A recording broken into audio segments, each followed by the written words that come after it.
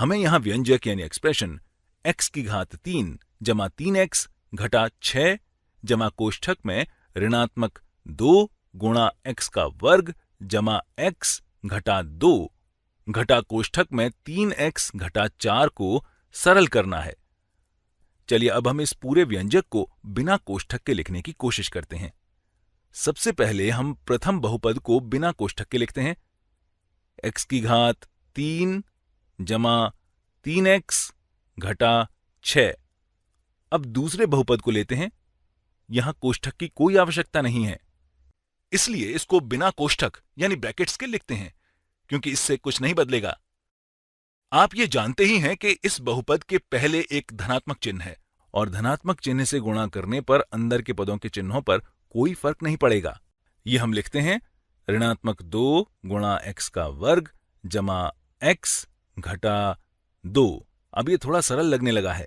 चलिए अब हम तीसरे बहुपद की तरफ अपना ध्यान केंद्रित करते हैं।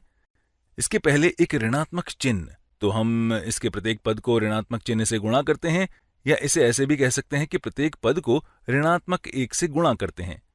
तो ये बन जाएगा ऋणात्मक 1 गुणा 3x बराबर ऋणात्मक 3x के, और ऋणात्मक 1 गुणा ऋणात्मक 4 बराबर धनात्मक 4 के, मतलब ऋणात्मक 3x जमा 4। अब हमें समान घात के पदों को जोड़ना है। सबसे पहले हम x की घात 3 का पद लेते हैं, और अगर ध्यान से देखा जाए तो यहां कोई दूसरा और पद नहीं है जिसकी घात 3 है, इसलिए इसे हम ऐसे ही लिखते हैं x की घात 3। अब x की घात 2 का पद देखते हैं।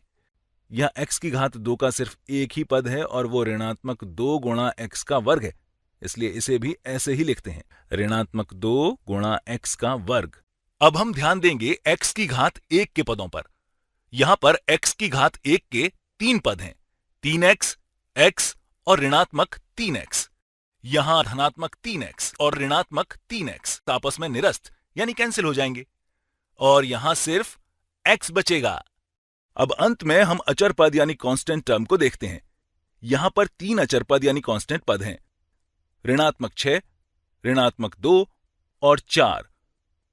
अगर इनको हल करेंगे तो ऋणात्मक 6 जमा ऋणात्मक 2 बराबर ऋणात्मक 8 होगा, और ये ऋणात्मक 8 जमा 4 बराबर ऋणात्मक 4 होगा।